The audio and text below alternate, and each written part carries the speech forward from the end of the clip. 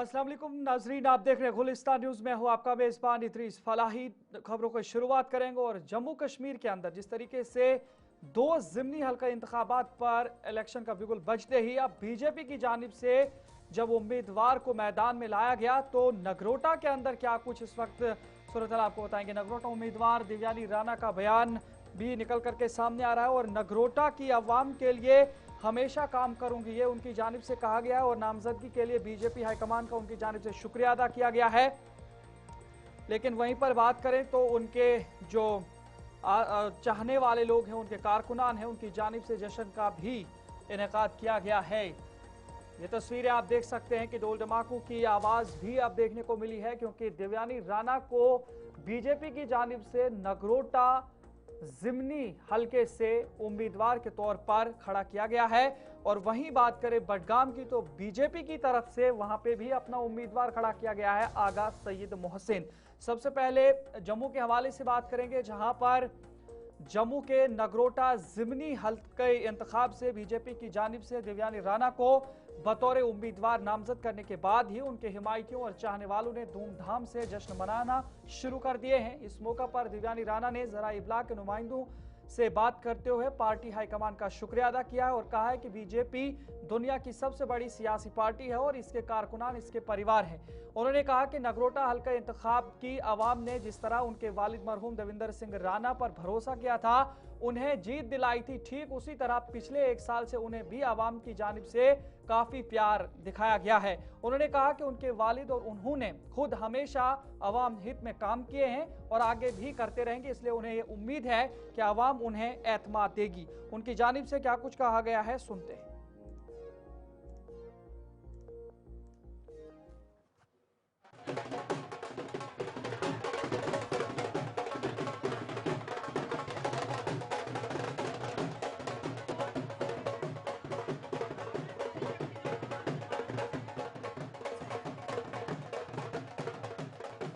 Bharatiya Janata party जो है वो दुनिया की सबसे बड़ी परिवार है, दुनिया की सबसे बड़ी पॉलिटिकल पार्टी है और हम एक परिवार हैं। आपको पता है चर्चा बहुत ज्यादा होती है, पर भारतीय जनता पार्टी का जो कार्यकर्ता है, भारतीय जनता पार्टी का जो नेता है, वो चर्चा में विश्वास नहीं करता, वो काम करने में विश्वास करता है। और हम सब एक साथ होकर नगरोटा कॉन्स्टिट्यूंसी को जिस तरह से परचम भारतीय जनता पार्टी का श्रद्धेय माननीय श्री देवेंद्र सिंह राणा साहब ने परचम लहराया था, उसी तरह से हमने फिर से इकट्ठे होकर आगे बढ़ेंगे और पता चलेगा कि भारतीय जनता पार्टी ने जब सीट रिटेन करनी होती है तो किस तरीके से हम एक परिवार बनकर ये सीट रिटेन करते हैं। पहली बार इलेक्शन आप लड़े। जब भी एक युवा मैदान में उतरता है तो बहुत जरूरी रहता है कि जो बड़े बुजुर्ग हैं वो उनको अपना आशीर्वाद दें, जो युवा हैं वो उनके साथ जुड़े। और हमें बहुत उम्मीद है कि जिस तरीके से भारतीय जनता पार्टी के नेतृत्व में हमें ये आशीर्वाद दिया गया है आगे बढ़ने का, हमें पूरा यकीन है कि पिछले एक साल में हमने जो कार्य किया है लोगों को पसंद आया होगा और अपना वो आशीर्वाद जिस तरह से उन्होंने हमें पिछले साल से देते आ रहे हैं वो आगे बढ़ते भी देते जाएंगे। आगे तो ऊपर वाले के हाथ में होता है, पर हम ये जरूर कह सकते हैं कि हमें आज तक बहुत प्यार मिला है, बहुत आशीर्वाद मिला है और हम फिर से एक बार फिर भारतीय जनता पार्टी को तहे दिल से धन्यवाद करते हैं कि जिस तरह से हमारे साथ बड़े बुजुर्ग, युवा, औरतें, हर तबके के लोग जुड़े थे, उनके ऊपर भी इन्होंने एक आज साहस और दृढ़ संकल्प के साथ आगे बढ़ने का एक मौका दिया है। हम बहुत बहुत शुक्रगुजार हैं और हम उम्मीद करते हैं कि नगरोटा कॉन्स्टिट्यूंसी में जिस तरह से राणा साहब चार चांद लगाना चाहते थे वो अभी भी लगेगा। बहुत बहुत धन्यवाद। देखिए ये जो आपका सवाल है इसका जवाब सिर्फ जनता दे सकती है और आज तक भारतीय जनता पार्टी को जो आशीर्वाद दिया है वही बना रहेगा। आपको बहुत बहुत धन्यवाद। सबसे पहले तो हमें ये लगता है कि श्रद्धेय माननीय प्रधानमंत्री श्री नरेंद्र मोदी जी के नेतृत्व में बहुत सारी ऐसी स्कीम्स हैं जिसमें हर तबके के इंसान के उत्थान के बारे में पहले ही सोचा गया है। जिस तरह से माननीय प्रधानमंत्री मोदी जी कहते हैं सबका साथ सबका विकास, हमें उम्मीद है कि जितनी भी सारी स्कीमें हैं उसको लागू करके नगरोटा कॉन्स्टिट्यूंसी में एक पहल की जाए कि और लोगों का उत्थान हो सके। मैं आपको एक उदाहरण देती हूँ, जैसे प्रधानमंत्री मोदी जी का विकसित भारत रोजगार योजना है जो अभी हाल ही में ही अनाउंस की गई है, उसकी इम्प्लीमेंटेशन शुरू की गई है। मेरी कोशिश यही रहेगी और उम्मीद यही होगी कि ऐसी स्कीम्स को लाकर लागू कराकर कि जिस जो नेतृत्व से प्रधानमंत्री मोदी जी ने एक सपना देखा है विकसित भारत का, उसको जमीनी तौर पर लेकर जाएं, क्योंकि ये मुझे लगता है कि माननीय प्रधानमंत्री मोदी जी ने हमारे लिए बहुत आसान कर दिया है। उन्होंने हमें मार्गदर्शन भी दे दिया और बता दिया है कि लोगों को ये चीजें हैं और इस तरह से हम उनकी मदद कर सकते हैं। हमें उसमें आगे होकर, कर्मठ होकर समझना है कि हर इलाके की क्या उम्मीदें हैं, समझना है हर इंसान की क्या उम्मीदें हैं,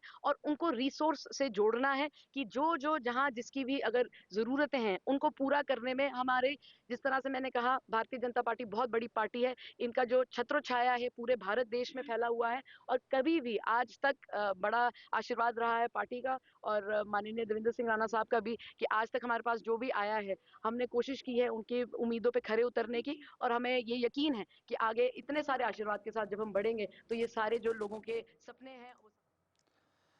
नजर वहीं पर आगे बढ़ जाएंगे बात, इधर बीजेपी उम्मीदवार देवयानी राणा के घर पर उनके वोटरान और उनके चाहने वालों ने ढोल बाजे से उनकी इस खुशी में शमूलियत इख्तियार की है।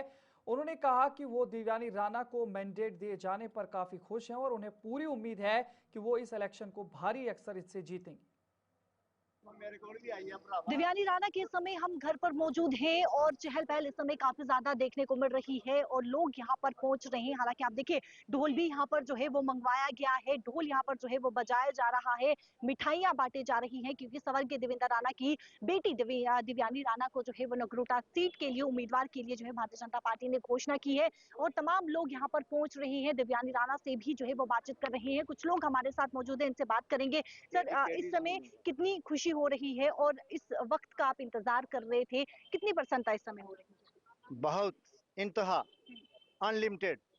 ये राणा साहब का रूप वापस आया और राणा साहब का जो कार्य उन्होंने किया अपने और जीतने के बाद और पहले ही पिछले कई सालों से लगे हुए थे विधानसभा नगरोटा के अंदर, तो जो उनकी डिलीवरेंस थी वहां पे नगरोटा के अंदर, तो लोगों ने और पार्टी ने वो चीज देखते हुए राणा साहब की बेटी को ये मैंडेट दिया है और इसके लिए उनको बहुत बहुत मुबारकबाद है। सारे कितना अहम और कितना खास मान रहे थे कि स्वर्गीय देवेंद्र राणा के बाद जो है वो देवयानी राणा को ये मैंडेट जो है वो मिलना बहुत जरूरी था?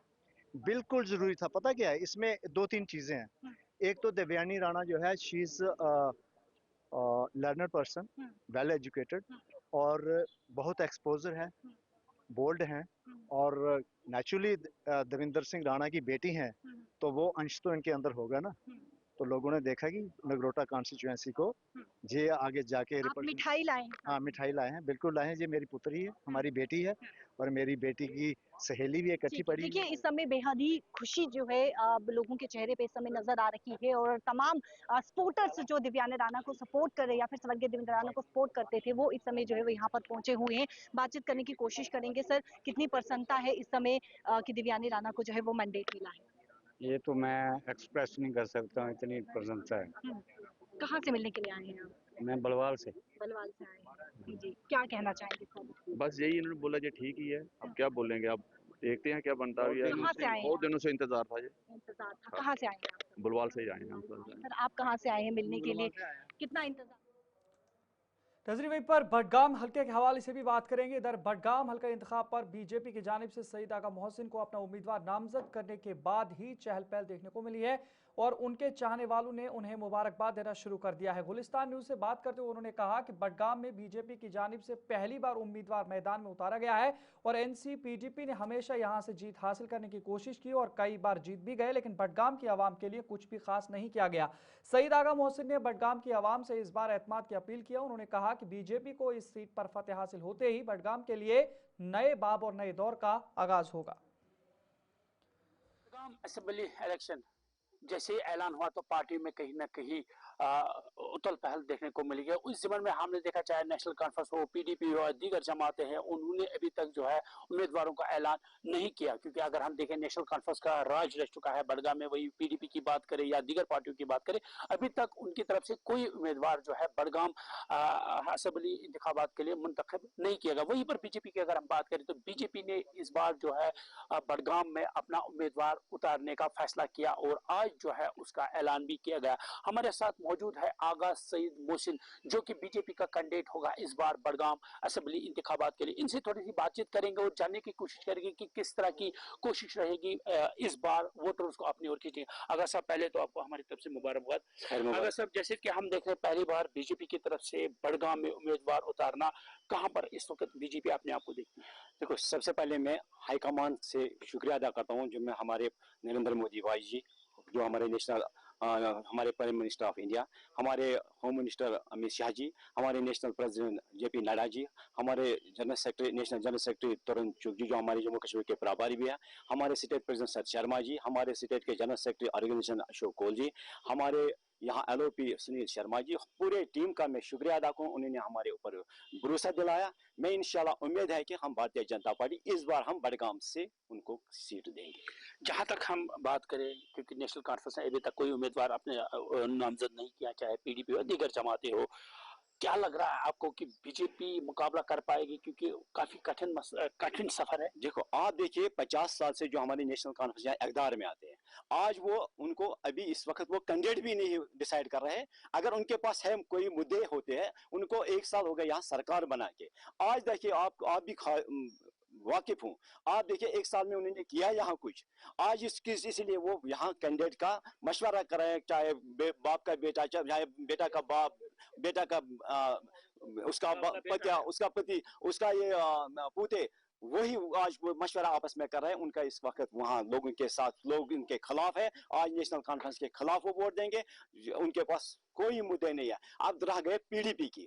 आप देखिए, पीडीपी ने जब सरकार बनाई यहाँ, उन्होंने क्या दिया यहाँ बड़गांव, खासकर मैं बड़गांव कॉन्स्टिट्यूंसी की बात कर रहा हूँ। अगर भारतीय जनता पार्टी 10 साल से यहाँ सरकार में आई, पार्लियामेंट वहाँ दिल्ली में आई सरकार, हमारे सेंटर में जो हमारे गवर्नमेंट आते हैं, आप देखिए, आप भी वाकिफ हूँ, आप देखिए बड़गांव में कितनी यहाँ डेवलपमेंट हुई, कितनी प्रोजेक्ट बनी। खासकर हमारे डिस्ट्रिक्ट हॉस्पिटल जो 70 साल से नहीं वहाँ शिफ्ट होते हैं, आज वो उसमें देख लो, उसमें कितनी काम की तेजी हो रही। उसके साथ क्रिटिकल हॉस्पिटल 100 बेड का, ये भारतीय जनता पार्टी की नहीं दिया। लोग आपके मुद्दे। जम्मू कश्मीर के लेफ्टिनेंट गवर्नर मनोज सिन्हा ने आज जिला कुपवाड़ा का दौरा किया, जहां उन्होंने खित्ते में दहशतगर्दी से मुतासर खानदानों से मुलाकात की। दौरे का मकसद सिक्योरिटी की सूरत हाल का जायजा लेना और उन खानदानों के लिए जारी फलाही इकदाम का जायजा लेना था जो दहशतगर्दी से मुतालिक तशद्दुद की वजह से मुतासर हुए हैं। अहदेदारों ने इस हवाले से बताया कि एलजी सरहदी जिले में अमन और तरक्की के इकदाम को मजीद मुस्तहकम करने के इकदाम पर तबादला ख्याल करने के लिए मकामी इंतजाम और सिक्योरिटी एजेंसियों के साथ भी बातचीत की। यह दौरा कुपवाड़ा और मुल्हिका इलाकों में सख्त हिफाजती इकदाम के दरमियान हुआ है। इस मौके पर लेफ्टिनेंट गवर्नर मनोज सिन्हा ने ज़राई इब्लाग के नुमाइंदों से बातचीत की, जहाँ उन्होंने उन सभी मुतासरीन को सरकारी नौकरियों और साथ ही हुकूमत की जानिब से मुकम्मल मुआवनत की यकीन दहानी कराई है। हर जेन्युइन टेरर विक्टिम फैमिली को एक सरकारी नौकरी दी जाएगी। तो जिनका शेष रह गया है वो चुनाव बाद उन्हें भी अपॉइंटमेंट लेटर जारी कर दिया जाएगा। जिनके केस नहीं दर्ज हुए हैं वो केस भी दर्ज होगी और इन्वेस्टिगेशन भी होगा। अगर आतंकवादियों ने उनकी प्रॉपर्टी कब्जा कर ली है तो वो भी प्रशासन मुक्त करा करके उन परिजनों को सुपुर्द करेगा। टेरर विक्टिम फैमिली में कोई सेल्फ एम्प्लॉयमेंट के लिए अगर आगे आएगा तो एडमिनिस्ट्रेशन उससे फाइनेंशियल हेल्प और हैंड होल्डिंग करके सेल्फ एम्प्लॉयमेंट का भी इंतजाम करेगा। एक और फैसला उन्होंने किया है कि जिनके पास अपनी जमीन होगी, अगर घर नहीं है तो एक सामाजिक संस्था है जिसने भरोसा दिया है कि इनको घर बना के देंगे। तो मुकम्मल तौर पर ये फैसले हैं। यहाँ की कहानी बड़ी दर्दनाक रही है और मैं समझता हूँ कि इनको जल्दी से जल्दी न्याय मिले, ये हमारी सर्वोच्च प्राथमिकता है। साहब, आपने कहा कसूरवारों को बख्शा नहीं जाएगा, तो मैंने बता दिया। आज से मैं नहीं कह रहा हूँ, मैं बहुत दिन से कह रहा हूँ कि बेकसूर को छेड़ो मत और गुनहगार को छोड़ो। मैं समझता हूँ कि बेकसूर आदमी को परेशान नहीं करना चाहिए और गुनहगार है तो बचना भी नहीं चाहिए। ये न्याय का सबसे अच्छा सिद्धांत है। जम्मू कश्मीर बहुत अरसे दराज के बाद जिस तरह से जो टेरर अटैक हुआ उसके बाद डिस्ट्रिक्ट कुपवाड़ा की जो बेसिक टूरिस्ट स्पॉट्स है वो बंद है, उन पर क्या खोलने की कोई विचार जारी है? मैं आज बात करूंगा यहाँ के डिस्ट्रिक्ट एडमिनिस्ट्रेशन से। काफी स्थान खोल दिए गए हैं, कुछ रह गए हैं, उन्हें भी आगे जरूर खोल दिया जाए। यूटी जम्मू कश्मीर के नायब वज़ीर आला सुरेंद्र चौधरी ने कहा कि business file lieutenant governor office में अभी भी दस्तखत के मुंतज़िर है और जम्मू कश्मीर में हुकूमत के इख्तियार 2 अलग अलग हाथों में होने की वजह से जम्मू कश्मीर में अवाम के मसाइल हल कर ना इंतहाई मुश्किल हो गया है। उन्होंने कहा कि जम्मू कश्मीर में बेरोजगारी उरूज पर है और हुकूमत को रोजगार देने में काफ़ी मुश्किलात का सामना है। इस मौके पर उन्होंने पीपल्स कॉन्फ्रेंस के सदर सज्जाद गनी लोन की जानिब से उठाए गए एतराज़ात और सवालात का जवाब देते हुए कहा कि सज्जाद लोन को गलत बयानी से अपने तलख लहजे को बचाना चाहिए। रोजगार देने के लिए आपको पता आज कितनी मुश्किलें हमें, एक बिजनेस रूल की फाइल जो है वो एलजी साहब के पास पड़ी हुई है, वो अपने सराहने के नीचे रोज बैठ के पता नहीं उसको किस लिए रखा हुआ है, वो निकालते क्यों नहीं। और उनका आज अच्छा बीजेपी को बात किसकी करनी चाहिए, लोगों की। उनका एलओपी आजकल स्पोक्समैन बन गया है राजभवन का। ये जम्मू कश्मीर की हिस्ट्री में पहली दफा होगा कि किसी अपोजिशन पार्टी का लीडर कि एलजी गवर्नर हाउस का स्पोक्समैन बना होगा। और कुछ यहाँ भी आपने देखा होगा, एक जिन्होंने बैंक के कर्जे देने करोड़ों रुपए, उनको बचाने के लिए पार्टियों में बैठे हैं छुप के। उनकी लैंग्वेज आप देखते हैं कैसे बोलते हैं, वो आप समझ होंगे मैं कहाँ बोल रहा हूँ। कुछ ऐसे हैं। मैं सज्जाद लोन साहब की बहुत कदर करता हूँ क्योंकि बाहर से पढ़ के आए हुए हैं और एक ऐसे बाप के बेटे हैं जिस बाप की कंट्रीब्यूशन है जम्मू कश्मीर के लिए। आप कोई जो मर्जी कहे, लेकिन मैं उनकी बड़े लोन साहब की बहुत इज्जत करता हूँ क्योंकि मैं उनको मिला हुआ हूँ। एक बार मैं जब ये 96 के 97 के दौर में मैं मिला था उनको, 95 के ऐसे कुछ दौर था उसमें मैं मिला था उनको आके, और उनसे बात हुई और बड़ी उसमें, क्योंकि मैं ट्रेड यूनियन लीडर होता था, और जब उनसे बात हुई, उनसे डिस्कशन हुई, एक लहाजा उनका और उनकी बात करने का ढंग और अपनी बात रखने का जो तरीका था, मैं कायल हुआ। लेकिन कल मैं एक वीडियो देख रहा था सज्जाद लोन साहब की। मैं सज्जाद लोन साहब को कहूँगा कि सज्जाद साहब भाई हो मेरे, आप जो मर्जी बोलो, लेकिन लैंग्वेज थोड़ी सी जो है मुझे, क्योंकि जब आप बोलते हो तो मुझे आपके फादर साहब याद आते हैं, क्योंकि उनके वो भी अपने मुद्दे रखते थे, लेकिन उनका तरीका बोलने का, जो संस्कृति सभ्यता कल्चर इस जम्मू कश्मीर का, उस लहजे में रखते थे। ये तू तड़क नहीं करते थे। इसलिए मैं उम्मीद करूंगा मेरा भाई मेरी बातों का बुरा नहीं मानेंगे, लेकिन क्योंकि बैठे हम रहे भी हैं पीछे, जब वो मंत्री थे, मिनिस्टर थे। गवर्नमेंट कॉलेज फॉर वुमेन ने एमए रोड श्रीनगर ख्वातीन की तालीम में शानदार कारकर्दगी के 75 साल का आज जश्न मना रहा था। इस तकरीब में वज़ीर तालीम सकीना हित्तू ने बतौर मेहमान खुसूसी शिरकत की, जबकि शंतमनु IAS फाइनेंशियल कमिश्नर और additional chief secretary higher education ने बतौर मेहमान खुसूसी शिरकत की। इस दौरान काबीना वज़ीर सकीना हित्तू ने ज़राए इब्लाग के नुमाइंदों से बात की और कहा कि कॉलेज दौर कदीम से अभी तक तलबा को निखारने, उनकी ज़िंदगी को संवारने और उन्हें बेहतर बनाने की दौड़ में कामयाबी से आगे बढ़ रहा है। एजुकेशन हो, चाहे वो हेल्थ डिपार्टमेंट हो, चाहे वो सोशल वेलफेयर डिपार्टमेंट हो, इस एक साल में जो भी काम हुए हैं, हमें खुशी है कि एक साल में हमने काफ़ी कुछ अचीव किया है। मैं ये नहीं कहूँगी कि सारा कर पाए, क्योंकि एक साल जो है बहुत कम टाइम है, लेकिन अल्लाह का शुक्र है एक साल में जो हमने शुरुआत की है। एक तो सबसे बड़ी बात है अकाउंटेबिलिटी पैदा की है हमने, जो जवाबदेही होती है, चाहे वो हायर एजुकेशन में हो, स्कूल एजुकेशन में हो, चाहे वो हेल्थ डिपार्टमेंट हो। उसके अलावा जो भी कॉलेजेस थे जो फंक्शनल नहीं थे, इस एक साल में हमने उन सारे कॉलेजेस को फंक्शनल बनाया। जो कॉलेज दिए गए थे लेकिन सिर्फ नाम के कॉलेजेस थे, वो वहाँ पे स्टाफ की कमी थी, उसको पूरा किया। काफ़ी हद तक 140 के करीब असिस्टेंट प्रोफेसर्स को जो है वापस जो है रिक्रूट होके आए हैं, उनको लगा दिया है।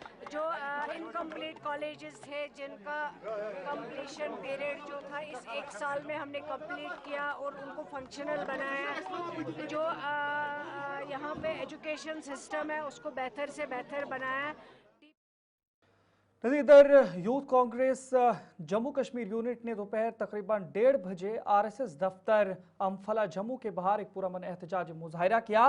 ये एहतजाज अनांडू आजी नामी नौजवान सॉफ्टवेयर इंजीनियर के साथ हुए जिनसी हरासानी के अलमनाक वाक़े की मजम्मत के लिए किया गया, जिसके साथ केरला में ज्यादती हुई है, जिसके नतीजे में उनकी अफसोसनाक मौत वाक़ हुई। मुजाहिरीन ने कहा कि इस वाक़े ने एक बार फिर RSS BJP क़यादत की मुहिम और मुनाफिकाना हकीकत को बेनकाब किया है।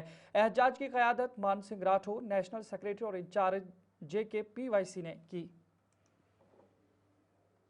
Youth Congress state wise president, आज हमारा प्रोटेस्ट जो था RSS के खिलाफ था। ये आज़ादी से पहले इस देश के खिलाफ थी, आज भी इस देश के खिलाफ है। आपने देखा है कि नंदू IT स्टूडेंट, जो IT का स्टूडेंट था, उसका रेप हुआ। आपने देखा उसने इंस्टाग्राम पर चढ़ाया कि मेरा RSS के लोगों ने यौन शोषण किया, रेप किया है। हमारी ये डिमांड है आरएसएस को इस देश से बैन किया जाए। आरएसएस जिस तरह आपने देखा हमारे झंडे का अपमान करती है, आपने देखा हमारे देश की नीतियों के खिलाफ नहीं है, नीतियों के खिलाफ नहीं है। इस बार आरएसएस ने एक अनंतु जो आईटी स्टूडेंट थे उसका रेप हुआ है, आरएसएस को बैन करना है। मेरा नाम मान सिंह राठौड़ है और मैं जम्मू कश्मीर युवक कांग्रेस का प्रभारी हूँ। और केरला में जो आईटी प्रोफेशनल आनंदू अजी जी जो संघ की शाखा में जाते थे, बचपन से ही संघ की शाखा में जाते थे और लगातार संघ की शाखा में जा रहे थे, तो उन्होंने अभी कुछ दिन पहले ही इंस्टाग्राम पर एक सुसाइड की पोस्ट डाल के उन्होंने सुसाइड कर लिया है। तो ये बहुत ही गंभीर विषय है। जो आरएसएस इस देश में बदलाव की बात करता है, एक धर्म को दूसरे धर्म को लड़ाने का काम करता है, ये संघी लोग, चड्डीधारी जो ये लोग हैं, ये ऐसा घिनौना करते हैं, अपनी शाखाओं में करते हैं। इनकी सारे परतें सारी खुलनी चाहिए। आज हम जम्मू कश्मीर युवक कांग्रेस के सभी पदाधिकारी एम्फला में जो ये आरएसएस का कार्यालय है इसका घेराव करने जा रहे हैं। जो ये शोषण करने वाले, यौन शोषण हुआ है। नजर आगे बढ़ जाएंगे तो महकमा तालीम के हवाले से एक हुक्मनामा जारी हुआ है। आपको बता दें महकमा तालीम की जानिब से एक हुक्मनामा जारी किया गया है। महकमा तालीम जम्मू का ऐलान है, दिवाली पूजा तातीलात का ऐलान कर दिया गया है, यानी पूजा हॉलीडेज जिसका कई लोगों को इंतजार था और ख़ास करके जो तलबा हैं उन तालीमी इदारों के अंदर पढ़ने वाले, उन सब के लिए ये ऐलान है। और तमाम तालीमी इदारों में हायर सेकेंडरी सतह तक तातीलात का ऐलान फिलहाल किया गया है और अक्टूबर 19 से 23 तक पूजा की छुट्टियां रहेंगी। इस हवाले से इस हुक्मनामे के अंदर कहा गया है। आपको बता दें जहां पर जम्मू कश्मीर के अंदर और खासकर पूरे मुल्क भारत के अंदर अब कुछ ही दिनों के बाद दिवाली का त्यौहार जोशो खरोश के साथ मनाया जाएगा। इस हवाले से तैयारियां भी तेज है। लेकिन वहीं पर बात करें तो जो सरकारी महकमे हैं या जो तालीमी इदारे हैं, इनमें जिस तरीके से तातीलात होती हैं, पूजा हॉलीडेज होती हैं, उन सब के हवाले से अब यह महकमा तालीम जम्मू की जानिब से ऐलान जारी किया गया है, जिसके बाद इस हुक्मनामे के मुताबिक 19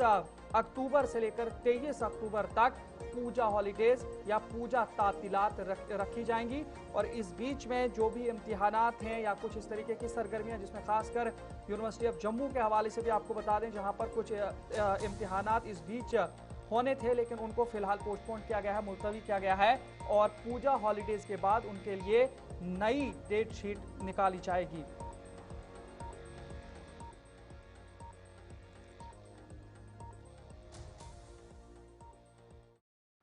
पुंछ के महला गंडी वार्ड नंबर 1 में अब्दुल रशीद नामी दुकानदार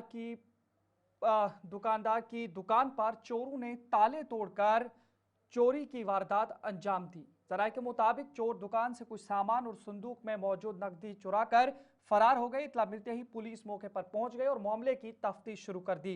दुकानदार के मुताबिक दुकान में सीसीटीवी कैमरे नस्ब थे, ताहम चोरों ने चालाकी दिखाते हुए कैमरों का रुख बदल दिया ताकि उनकी शिनाख्त न हो सके। पुलिस ने यकीन दिलाया है कि मामले की बारीकी से जांच की जा रही है और जल्द ही चोरों को गिरफ्तार कर लिया जाएगा। दुकानदार अब्दुल रशीद ने उम्मीद जाहिर की है कि पुलिस चोरों तक जरूर पहुंचेगी।